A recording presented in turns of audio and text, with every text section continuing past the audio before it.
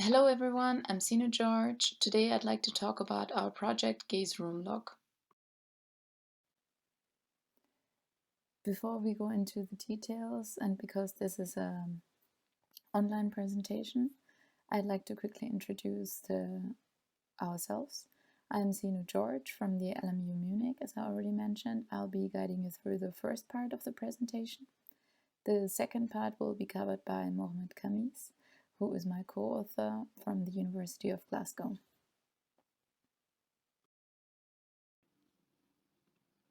This is a quick look ahead video of the authentication concept I'd like to introduce to you today, so you get an idea of what we are talking about before we dig into the details.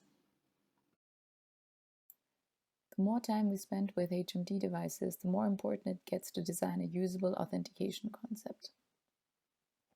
Authentication is becoming necessary as apps today already allow in-game purchases, shopping experiences, and they all require user identification in one form or the other.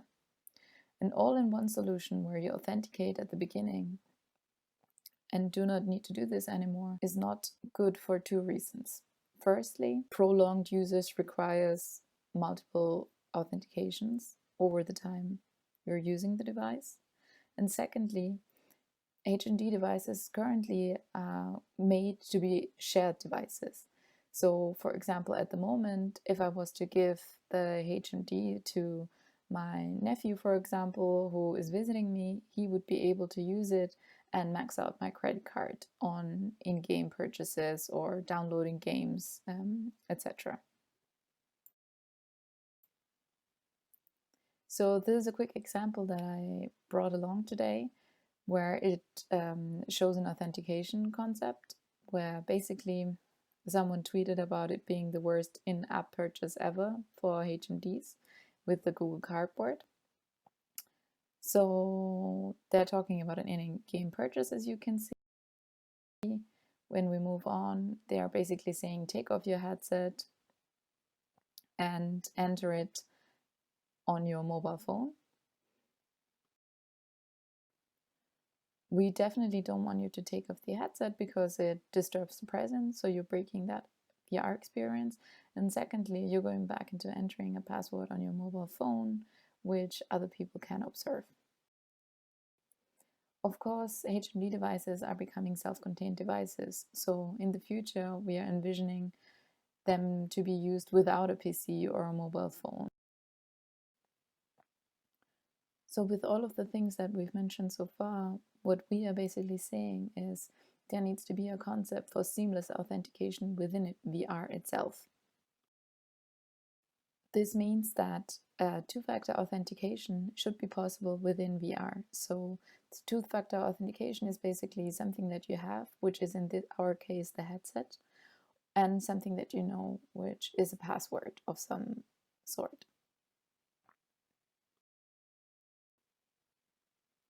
In the context of authentication for ubiquitous devices like HMDs, shoulder surfing is also a term that's quite commonly used to talk about attackers looking over people's shoulders to observe your private data, such as passwords.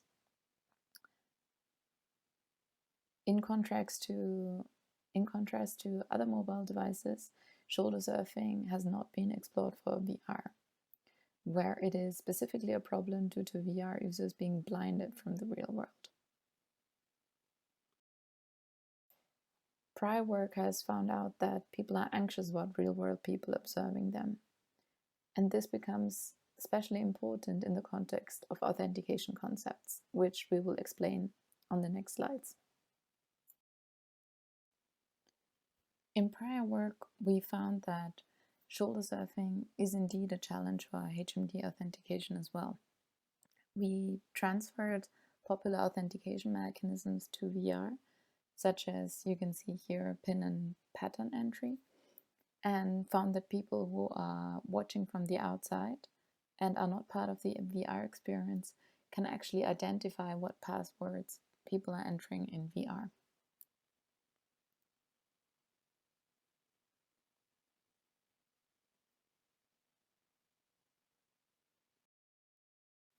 To further decrease the observability of password entry in VR, we then looked into how we can use the 3D space to create a new authentication mechanism for VR. Built on prior work by Al-Suleiman et al. In 2008, who looked into a three-dimensional password for more secure authentication.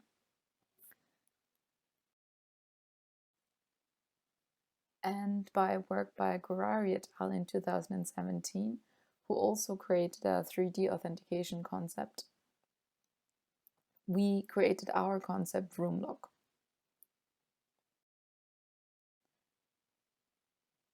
However, compared to prior work, in our concept GazeRoomLock, you are actually in VR and you can authenticate within VR itself.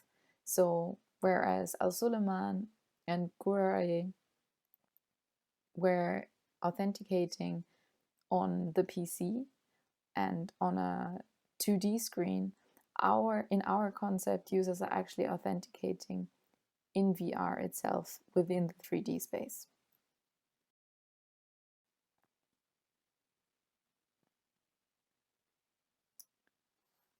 So here is the video again from the beginning that I showed you, where people authenticate within the 3D space. This is a room that we replicated from a real world room. And as you can see here, different objects are placed in the room and users authenticate by clicking in a specific order on each of these objects.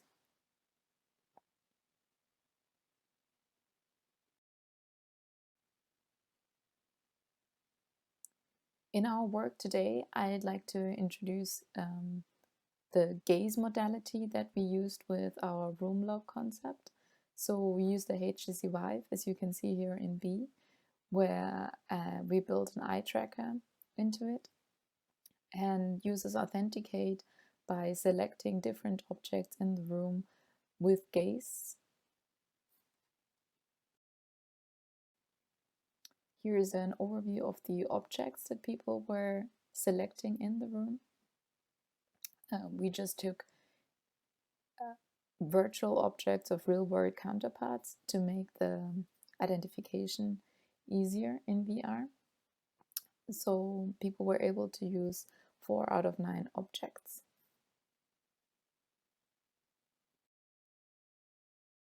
Thank you, Sino. This is Mohammed Khamis from the University of Glasgow. So now I'm going to talk about how we evaluated the different methods for authenticating in VR using eye gaze. So the first method we evaluated was called unimodal gaze, and here the user points at the targets in VR using their eye gaze, so as you can see in the video on the right, and then they select them by dwelling at them for 800 milliseconds. So basically they have to look at the target and keep looking at it for 800 milliseconds to select it.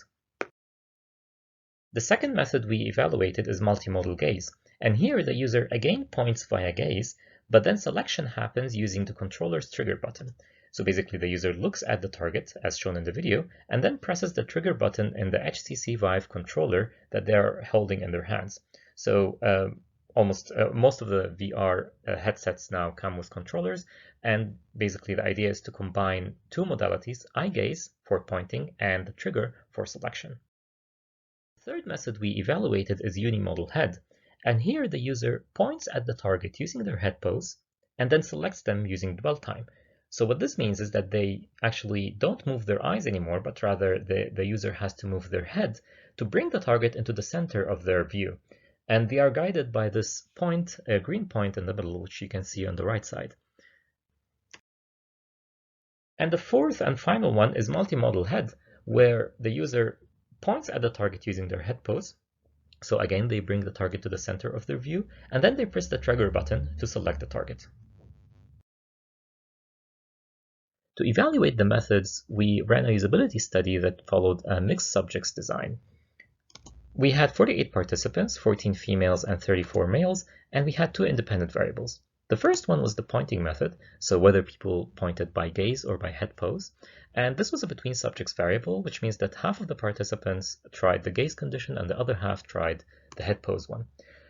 And the second variable was the selection method, so whether selection is done using dwell time. In that case, we refer to it as unimodal because only one modality is used, or whether it's multimodal selection, so it involves gazing at the target or bringing your head pose to it and pressing the trigger button. So that would be the second modality. And this was a within subjects variable, which means that all participants experienced both conditions. Each participant entered 36 passwords, and the participants were invited a week later to a memorability study. We won't have time to speak about the memorability study in the talk, but you can check the results in the paper. And then we ran 2 security studies, which I'll talk a bit more about now in a second. So to evaluate the security of our methods, we evaluated resistance to 2 types of attacks. The first one was the real-world observations, and the second one was offline observations. And remember the video that Sino showed you of a person entering a password, entering a PIN in VR, and you could easily tell which PIN they're entering just by watching their hands. So we wanted to see if the same could happen if you're entering passwords using these methods. The real-world observation attacks are attacks where, similar to figure A in the slide that you can see, someone is sitting and watching a person authenticating in VR. So this is a real-time observation, a real-world observation. And once they've observed the entry, they try to enter it themselves by putting on the headset. And offline observations are where the attacker has access to videos that show the virtual scene and the user from the outside world. And then the attacker uses these videos to try to estimate the password. The participants of the security study who did the observations were provided with pen and paper to help them in making guesses. They actually did very interesting things, like they folded papers to create 3D models of the room and started drawing the objects there to help them in guessing what the password is. Okay, now the results. So when looking at the usability results, the first thing we measured was the entry time. And we can see here that people entered passwords using multimodal head the fastest. So a password was entered on average in 5.5 seconds, followed by multimodal gaze, where people entered passwords in 5.9 seconds. And then the unimodal alternatives were slower. They were more than 9 seconds. They required more than 9 seconds to enter the password. When looking at the error rates, we find here that unimodal gaze was the most error-prone one, but still the errors were not too many. So people had only 7% error rate, around 7% or slightly less than that, actually. And for the multimodal gaze and multimodal head, they had very few errors. And actually, for multimodal head, they had the least errors. So you can tell from both figures here that the multimodal head is the best in terms of usability. So it has the least error rate and it has the fastest entry time. And this is followed by multimodal gaze, which has the second best entry time and the second best error rate. When looking at the security results, we find that the real-world observations were generally not that successful, but they were most successful against the unimodal head, where people had to move their head and use dwell time. As for the offline attacks, they were more successful, but still not as successful against the gaze alternatives. So it seems that the gaze input methods are the most secure against observations, and the multimodal alternatives are the most usable ones in terms of entry time and error rate. For future work, we plan to study the usability and memorability of the methods over longer periods of time. So how well do people perform if they use the method for weeks or months? And we also plan to study how transferable these methods are to augmented reality, and also if people are able to personalize their experience, like for example, change the sizes of the objects or the types of the objects, and how does this impact usability and security. So to conclude, authentication is an important topic for virtual reality. Gaze can greatly improve the usability and security of authentication in virtual reality. We found that multimodal input improves authentication usability, and it's also resilient to real-world observations, while unimodal authentication is slower, but it's more secure against observations even if the attackers use videos. So if you're worried about observation attacks, it's best to use unimodal authentication. But in general, to improve usability, multimodal is better. And based on the memorability study results, we also found that 3D passwords are easy to remember in virtual reality. Thank you very much for your attention. Please feel free to get in touch if you have any questions.